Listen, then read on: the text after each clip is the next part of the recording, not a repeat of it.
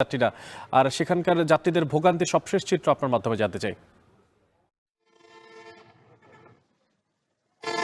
অনেক সাতক্ষীরা বাস স্ট্যান্ডে এখন প্রচুর পরিমাণে মানুষ কিন্তু অপেক্ষমান রয়েছে শুধুমাত্র একটি বাসের টিকিটের জন্য। কিন্তু এখানে আসলে পর্যাপ্ত পরিমাণে বাস না থাকার কারণে মূলত তারা টিকিট না পেয়ে কিন্তু বসে আছেন, অনেকে অপেক্ষা করছেন দীর্ঘ সময় ধরে, অনেকে ফিরে যাচ্ছেন।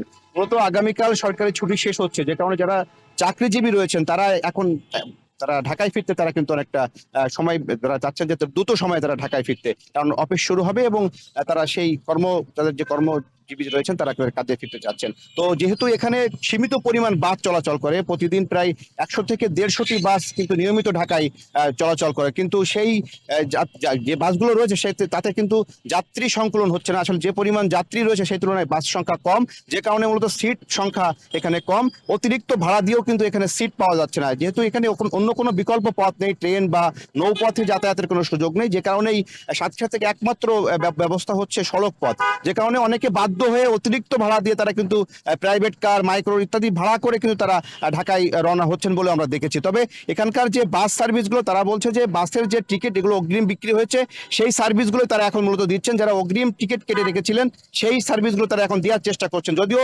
এখানে বাড়তি ভাড়া নেওয়ার কিছুটা অভিযোগ রয়েছে।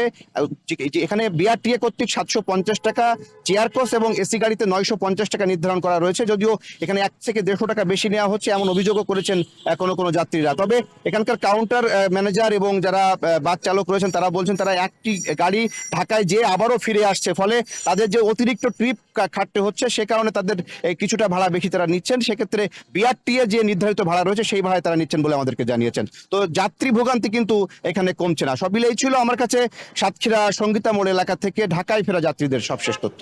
অনেক